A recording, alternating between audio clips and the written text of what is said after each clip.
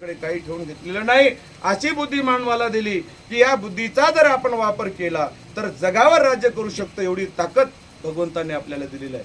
देवाने आपल्याकडे काहीच ठेवलेलं नाही, सगळं काही माणसाला दिलेलं आहे। मग देवाला मागायचंच काय शिल्लक आहे? म्हणून मागायचं काहीच नाही, निष्काम होऊन भगवंताची भक्ती करा, नामस्मरण करा आणि याच्यामध्येच भगवंत आहे असं बोलतात।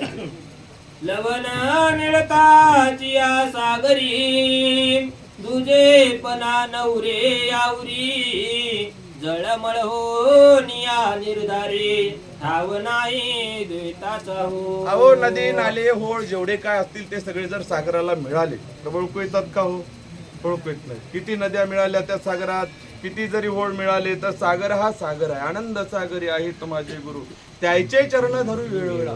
ज्ञान म्हणजे सागरासारखं आहे, भगवंत म्हणजे सागरासारखा आहे। सागरात कितीही पाणी जाऊ द्या, सागराचं पाणी चढणारे नाही आणि उतरणार नाही, अशी अवस्था भगवंताची आहे।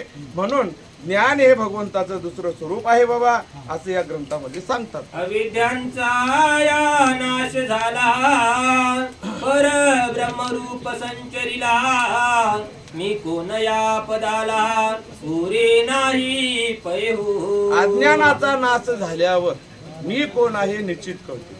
जोपर्यंत अज्ञान माणसाच्या अंगी आहे तोपर्यंत माणसाला मी कोण आहे, कुठून आलो आणि मला जन्मून किती वर्ष झाली